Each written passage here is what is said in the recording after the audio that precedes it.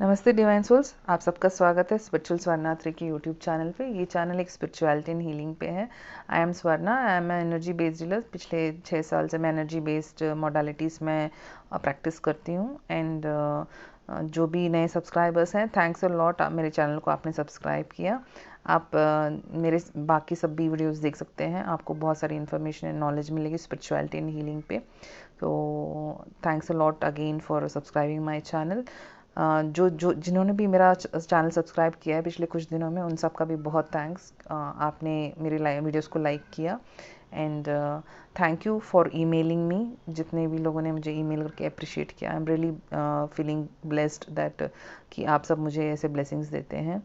And जब भी मैं वीडियो नहीं बना पाती हूँ तो मैं देखती हूँ कि मैं कम्युनिटी पेज से मैं आपको कुछ इन्फॉर्मेशन या एनर्जी अपडेट या कुछ भी जो चैनलिंग होती है माइंड में, तो मैं उसको शेयर करने की कोशिश करती हूँ, जिससे कि शायद किसी को उस टाइम पे उस मैसेज की बहुत ज़रूरत पड़े, तो शायद वो वहाँ से देख के अपनी अवेयरनेस और कॉन्शियसनेस को बढ़ा सकते हैं। तो मेरा कम्युनिटी पेज है जहाँ पर आप मेरे रिसेंट अपडेट्स भी दे सकते हैं उसमें। आज का जो टॉपिक है वो एंसेस्ट्रल हीलिंग और एंसेस्ट्रल प्रेयर्स के बारे में है। ऑलरेडी मैंने कुछ महीनों पहले शायद मैंने एंसेस्ट्रल हीलिंग पे मैंने एक वीडियो बनाया था, तो बहुत ही इन्फॉर्मेटिव वीडियो है वो। आप ज़रूर जाके देखिएगा उस वीडियो को। एंड उसी से रिलेटेड एक मेरी ट्विन फ्लेम की पार्टिसिपेंट है, उन्होंने एक क्वेश्चन पूछा था कि एंसेस्ट्रल प्रेयर्स और एंसेस्ट्रल हीलिंग सेम है क्या। तो ये बहुत ही इम्पोर्टेंट क्वेश्चन लगा और मुझे लगा कि बहुत सारे लोगों को पता होना चाहिए, क्योंकि ये खुद खुद खुद की अवेयरनेस पे जब हम काम करते हैं एंड जब हमारी अवेयरनेस उतनी हाई नहीं होती है, तो बहुत सारे ऐसे होते हैं कि हमसे हमारे साथ अच्छा होने के बदले बुरा होना शुरू हो जाता है। तो मैं थोड़ा फिर से मैं एंसेस्ट्रल हीलिंग के बारे में कहना चाहूँगी, उसके साथ ही मैं एंसेस्ट्रल प्रेयर के बारे में भी बोलना चाहूँगी। एंसेस्टर्स जो होते हैं वो हमें हमारे डीएनए के द्वारा हमें मैनिपुलेट या हमें ऑपरेट करते हैं, क्योंकि हमारा बॉडीली जो स्ट्रक्चर है, जो हमारे क्रोमोसोम्स हैं, जहाँ से हमने अपनी फिजिकल बॉडी ली है, we are actually getting it from our ancestors, मतलब कि हमारे पेरेंट्स, उसके उनके पेरेंट्स वैसे। तो वो एंसेस्टर्स इजीली हमें एक्सेस कर सकते हैं एंड डीएनए में इसका पूरा इन्फॉर्मेशन रहता है। तो हमारे जो थिंकिंग पैटर्न रहता है, बिहेवियर पैटर्न रहता है, जिस तरह से हम किसी सिचुएशन को कैसे हैंडल करते हैं, जैसे गुस्सा होता है, that is also coming from DNA. तो lot of part of our information, जो हमारे जो सेलुलर इन्फॉर्मेशन में जो जो है डीएनए है, उसका जो एक्सेस होता है, एंसेस्टर हमारे हमें उस तरह से एक्सेस कर पाते हैं। और हमारा बिहेवियरल पैटर्न भी बहुत ही एंसेस्टर से जुड़ा होता है, क्योंकि हमने उनसे ही डीएनए बोरो किया है। डीएनए में सारी इन्फॉर्मेशन रहती है, जो डॉर्मेंट भी रहती है, जिस इन्फॉर्मेशन हब है हमारे लिए। ठीक है, तो एंसेस्टर्स इस तरह से हमें हमें मैनिपुलेट करते हैं। इसमें और क्या बात है कि जो ट्विन फ्लेम्स हैं, generally twin flames because high LBA में रहती हैं, तो अगर एंसेस्टर्स अगर लोअर रिलम से अगर ऑपरेट करते हैं तो बहुत ही प्रॉब्लमेटिक प्रॉब्लम्स क्रिएट करते हैं। एंड ऑलरेडी इतने सारे वुंड्स होते हैं जो फैमिली और एंसेस्टर स्ट्रक्चर में रन होते रहते हैं, जिनको हील करना बहुत ज़रूरी है। And this is running from ancestors, बहुत दिनों से, बहुत सब जनरेशन से ये रन होता रहता है। तो एंसेस्टर का इशू जो होता है, वो issue is between the souls, उन एंसेस्टर्स के और आपके बीच में ये इशू रहती है। एंड बहुत ही पास्ट लाइफ टाइम से ये रिपीट होती आती है, क्योंकि ये रिजॉल्व नहीं हुई होती है। तो प्रेजेंट लाइफ में भी आपको वो इन्फ्लुएंस करते रहेगा। जब हम डायग्नोस करते हैं इशू को, तो ऐसे कि जैसे गुस्सा आता है, तो ये एक ऊपर वाला लेयर है, लेकिन जब उसके अंदर जब जाते हैं तो बहुत सारे ऐसे होगा कि रिवेंज एटीट्यूड हो, या फिर कुछ और शायद सुसाइडल इश्यूज हों, या कुछ और हुआ हो, मर्डर हुआ हो फैमिली में। ऐसे बहुत सारे इश्यूज बाद में उसके अंदर आते हैं, अंडरनीथ आते हैं, जिसको डायग्नोस करना बहुत ही इंपॉर्टेंट है।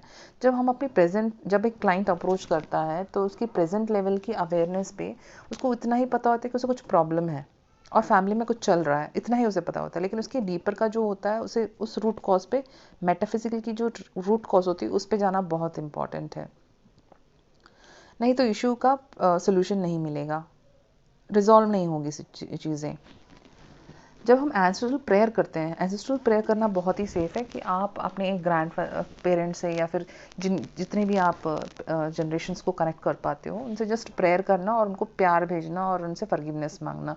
ये सिंपल सी चीज़ है जो बहुत ईजी से हर कोई कर सकता है। लेकिन जब एंसेस्ट्रल हीलिंग की बात आती है, एंसेस्ट्रल हीलिंग इतना आसान नहीं है, क्योंकि एंसेस्ट्रल हीलिंग में क्या होता है कि हम स्पिरिट रिलम को रिविजिट करते हैं। जैसे आप एक फ्रीक्वेंसी हैं, आपके एंसेस्टर्स एक फ्रीक्वेंसी हैं, आपके फैमिली के हर एक मेंबर एक एक फ्रीक्वेंसी में ऑपरेट करते हैं। तो एंसेस्ट्रल हीलिंग में जब हम रेजोल्यूशन के लिए हम ढूंढते हैं तो हम अपनी फ्रीक्वेंसी से एंसेस्टर की फ्रीक्वेंसी को डायल करते हैं। तो अगर समझ लीजिए कि एंसेस्टर की फ्रीक्वेंसी थर्ड रिलम में है या सेकंड रिलम में है या फिर फोर्थ रिलम में, जो भी रिलम में है, तो हम उसको एक्सेस करके उसकी जो पास्ट लाइफ टाइम से हमारी जो कार्मिक जो बॉन्डेज थी उसको हम रिजॉल्व करने की कोशिश करते हैं with the help of higher energies. क्योंकि हम बॉडी 3D की बॉडी में है, हमारा बॉडी इंटेंस है और डेंसर है। समटाइम्स क्या होता है कि हमें इग्नोरेंस खा जाती है, तो हमें समझ में नहीं आता क्यों ये प्रॉब्लम आ रही है बार बार। तो हमें क्या लेना चाहिए, हमें एसेंडेंट मास्टर की हेल्प लेनी चाहिए, लाइट बींग्स की हेल्प लेनी चाहिए उसको सॉल्व करने के लिए। तो हमारी अवेयरनेस उतनी हाई नहीं हो तो भी सॉल्व नहीं होगा। तो हमें उस अपने अवेयरनेस से हायर अवेयरनेस में रहने वाले एनर्जीज की हेल्प लेके हमें चैनलिंग करनी पड़ती है एंड उस तरह से उसका प्रॉब्लम सॉल्व होता है। And it might take some time also, क्योंकि जैसे हमने कहा तो वैसे ही वो आत्मा रेडी नहीं है, तो फिर वो फ्रीक्वेंसी रेडी नहीं है, तो वो कैसे फॉरगिव करेगी, वो पास्ट लाइफ कर्मा कैसे सेटल करेगी। तो कुछ एनर्जीज ऐसी भी होती हैं, फ्रीक्वेंसी ऐसी भी होती हैं जो तंग करती हैं, मतलब कि वो नहीं चाहती कि आप आगे बढ़ो स्पिरिचुअलिटी में या इस प्रॉब्लम को रिजॉल्व करो, तो वो तंग करेंगे आपको। कैसे तंग करेंगी, फिर से आपके थॉट प्रोसेस को चेंज करेंगी, आपको एंगर में लेके आएंगी, आपको लोअर इमोशंस में डालेंगी, गिल्ट शेम इन सब में आपको फंसा के रखेंगी। तो ये ऐसे वो आपको ऑपरेट करेंगी और तंग करेंगी। तो ये एंसेस्ट्रल हीलिंग जब करते हैं, तो जब हम हायर एनर्जी से हायर अवेयरनेस से ऑपरेट करते हैं, तो रेजोल्यूशन थोड़ा आसान होता है। एंड मैंने बताया कि बहुत सारे एंसेस्टर्स हैं, ऐसे नहीं कि 1 या 2 या 4 या 10, इट्स इन हंड्रेड्स में है ये एनर्जीज, ठीक है। और मे भी उससे भी ज़्यादा भी हो सकता है, जब कार्मिक चीज़ें आ जाती हैं तो उससे भी ज़्यादा हो सकता है। तो इतना आसान नहीं है। एंड जब आप रेडी हो तो ज़रूरी नहीं है कि आपका जो एंसेस्ट्रल फ्रीक्वेंसी है वो भी रेडी हो आपको रेजोल्यूशन देने में। जब आप एस्ट्री हीलिंग करते हो, अगर आप अपने आप से कर रहे हो, तो जब आप स्पिरिट रिलम में कांटेक्ट करते हो तो चांसेस हैं कि आप उन एनर्जीज को पिकअप कर लो। जैसे कि आपका और उस एंसेस्टर का किसी लाइफ टाइम में कुछ बहुत बुरा हुआ है, तो जब आप रिविजिट करते हो उसको, उस फ्रीक्वेंसी को डायल करते हो, उस एंसेस्टर से कनेक्ट करते हो, तो बहुत सारे चांसेस ऐसे होते हैं कि आप उस इमोशन को पिकअप कर लो। जैसे कि आपका रिवेंज एटीट्यूड आ गया, तो आपका वही रिवेंज एटीट्यूड बहुत स्ट्रांग हो जाएगा इस बर्थ में। आप उस इमोशन को पिकअप कर लोगे बिन अनजाने में, ठीक है। तो क्या है ना कि स्पिरिचुअल रिलम में विजिट करने का, पास्ट मेमोरीज में भी हम विजिट करते हैं, तो पास्ट मेमोरी में आपको कोई विजन्स नजर आ सकते हैं या कुछ और नजर आ सकता है, कुछ और इमोशन ताज़ा हो सकते हैं, आपका डीएनए में वो अपडेशन हो जाता है वापस से कि क्या था जो आपका रिजॉल्व नहीं हुआ। तो चांसेस ऐसे भी रहता है। एंड उस वक्त क्या होता है कि आपका रेजोल्यूशन होने से पहले ही आपकी प्रॉब्लम ज़्यादा हो सकती है उससे, क्योंकि आप उस अवेयरनेस में नहीं हो, आप उसी प्रॉब्लम की, इशू की अवेयरनेस से ही ऑपरेट कर रहे हो। ये एक बात। दूसरी बात ये है कि जब हम स्पिरिट रिलम में कनेक्ट करते हैं, किसी को डायल करते हैं, हम we are open to energies. When you are open to energies, आप क्या करते हो, बहुत सारी ऐसी एंटिटीज और एनर्जीज को भी आप एक्सेस कर पाते हो जिनको हम कहते हैं ट्रिक्स्टर एंटिटीज या फिर prankster entities. This entities also manipulate your aura, आपकी ऑरा को ये मैनिपुलेट करेंगे। तो आप क्या होगा, आपका ऑरा वीक हो जाएगा, आपको प्रॉब्लम्स फिर से ज़्यादा शुरू हो जाएंगी या कुछ और नई प्रॉब्लम आ जाएंगी, क्योंकि आपको पता नहीं है। आप सोचोगे कि ये मेरे एंसेस्टर से मैं कनेक्ट कर रही हूँ, मुझे ये एंसेस्टर की फीलिंग हो रही है। लेकिन मोस्ट ऑफ द टाइम ऐसा भी तो हो सकता है कि कोई और एंटिटीज़ हैं। एंड मोर देन 90% केसेस में यही होता है कि बाकी एंटिटीज़ वेट करती रहती हैं आपके ऑरा के ओपन होने के लिए। तो ये बड़ा रिस्की है। अगर आप अपने शील्डिंग से या किसी चैनल के द्वारा, किसी हीलर के द्वारा आप अगर एंसेस्ट्रल हीलिंग नहीं कराते तो बहुत थोड़ा डिफिकल्ट रहता है, ट्रिकी रहता है। ये मेरी इन्फॉर्मेशन है, जो मैंने अपने प्रैक्टिस में देखा है वो मैं आपसे शेयर कर रही हूँ।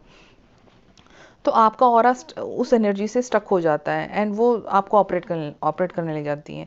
मेरे एक्सपीरियंस मैंने जहाँ तक देखा है कि 90% मोर देन 90% ऑफ केसेस में सब में एंटिटीज ही हैं जो उसको मैनिपुलेट करती हैं। एंसेस्टर की एंटिटी होंगी या कोई और एंटिटी होंगी। तो जब आप एंसेस्टर हीलिंग करते हैं तो ऑटोमेटिकली जब आप स्पिरिचुअल में कनेक्ट करेंगे तो चांसेस हैं कि आप ऐसे भी डाउनलोड्स कर लो, आपका ऑरा ऐसे भी ब्लॉक हो जाए। तो जब आप करते हैं तो थोड़ा ध्यान से कीजिए जब अकेले आप करते हैं तो तब आपको चैनल की ज़रूरत पड़ती है। अदरवाइज़ आप जनरली कनेक्ट करके आप उनको प्यार के मैसेजेस एंड अनकंडीशनल लव भेज सकते हैं, फॉरगिवनेस कर सकते हैं कि जो भी कुछ हुआ उसको रिजॉल्व करें। इससे रिलेटेड जो भी है अननोइंगली अननोइंगली जो भी आपने किया उसको रिजॉल्व करें। मैं इससे रिलेटेड हो सके तो मैं अपनी कम्युनिटी पेज में एक एंसेस्ट्रल प्रेयर डालूंगी जिसको आप यूज़ कर सकते हो डेली। मैं ट्राई करती हूँ उसको फॉर्मुलेट करने के लिए और उसमें डालने के लिए। नहीं तो आप just generally connect with some your grandparents and send the energy. उससे ज़्यादा अगर आप रिलिम्स में या फिर किसी स्पिरिचुअल में कनेक्ट करने की कोशिश करें तो प्लीज़ अपने खुद के प्रोटेक्शन मेथड्स यूज़ कीजिएगा। तो होपफुली ये डिफरेंस बताना था एंसेस्ट्रल हीलिंग और एंसेस्ट्रल प्रेयर्स में क्या डिफरेंस है, और एंसेस्ट्रल हीलिंग में क्या क्या रिस्क हो सकते हैं जब आप अपनी एनर्जी को ओपन कर देते हैं किसी और स्पिरिचुअल में कनेक्ट करने के लिए। तो ये था मेरा आज का वीडियो। होपफुली आपको लाइक हुआ तो like share and subscribe. Thank you very much.